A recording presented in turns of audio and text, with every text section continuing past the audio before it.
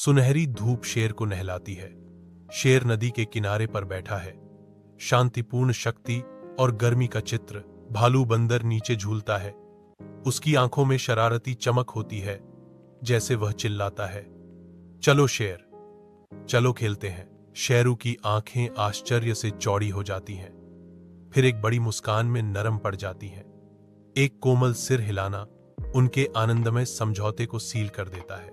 जंगल में भोला को पके हुए केले का एक गुच्छा मिलता है, जो शेर के साथ साझा करने की सोचता है। भोला शेर को एक हिरण से बात करते हुए देखता है, लेकिन हवा शब्दों को बिगाड़ देती है। वह शेर को बंदरों की बुराई करते हुए गलत समझता है। भोला क्रोधित होकर शेर के माथे पर केले का छिलका फेंकता है। शेर दहाड़ता है, यह किस लिए था? जैसे ही बुद्धिमान उल्लू महाराज आते हैं, जंगल में हाथापाई की आवाज गूंजती है। उनकी भौहें चिंता से सिकुड़ी हुई हैं।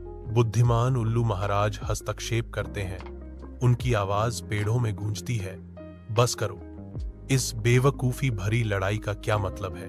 दोस्ती में छोटी मोटी गलतफहमी हो जाती है भोला, कोई बात नहीं, शेरू ने माफी देते हुए कहा।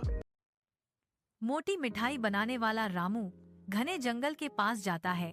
उसकी आंखें हरे विस्तार को देख रही हैं। वह एक घायल हाथी को देखता है। एक गहरा कांटा उसके विशाल पैर के अंदर गहराई से धंसा हुआ है। कोमल हाथों से रामू कांटा निकालता है। हाथी कराहता है। उसकी आंखों में दर्द और कृतज्ञता का मिश्रण है।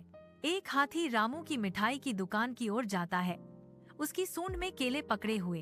एक धूप वाले दिन एक कोमल विशाल। रामू मुस्कुराता है, भेंट स्वीकार करता है। आदमी और जानवर के बीच एक दिल को छू लेने वाला आदान प्रदान। तुम मेरे दोस्त बन गए हो, रामू ने कहा। हाथी सहमति में अपनी सूंड हिलाते हुए लड्डू पेश करता है। मेला रंग और ध्वनि का एक बवंडर है, क्योंकि एक छोटी लड़की घूमती है। उसकी आंखें आश्चर्य से खुली हैं। आंसू भर आते हैं, क्योंकि उसे एहसास होता है कि वह खो गई है। उसकी छोटी चीखें मेले के शोर में डूब जाती हैं। एक हाथी अपनी सूंड फैलाता है।